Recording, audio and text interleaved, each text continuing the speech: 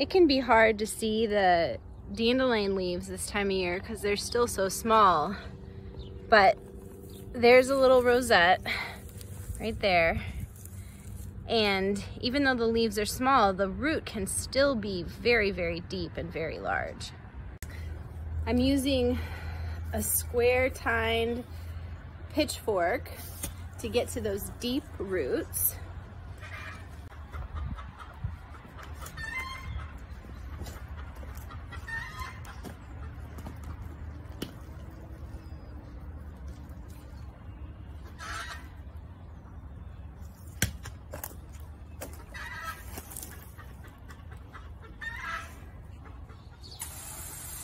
Okay, Greg's gonna clean off these roots now.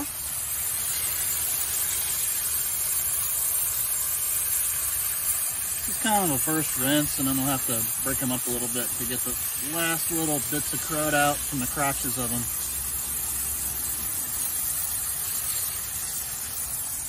We're using that crate so that all the soil washes away, but the roots are contained. It's a good way to wash out any of your root vegetables, carrots, beets.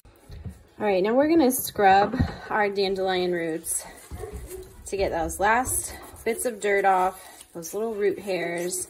I'm using a sponge, just scrubbing along, maybe breaking apart to get into those little crotches. A lemon, thank you, honey. Yeah, here's a lemon from Heron. And those little root bits would probably burn when we roast them, so you don't need those. And it helps to get any dirt that's stuck there in between. So, you know, get as much dirt as you can off of your roots. Looks good enough. So our dandelion roots are cleaned, and now we're gonna chop them up into relatively even, equal-sized pieces. Think pencil diameter. So a big, thick root like this, oh, a little bit of sponge on there, take that off. You're going to chop up,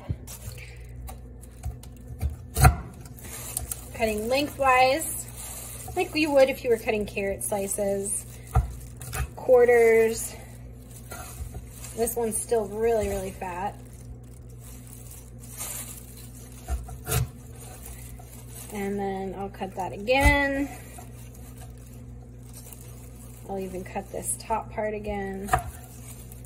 Cut this. And then you can chop it up into little cubes. And we're going to bake in the oven at 375 degrees for about 45 minutes.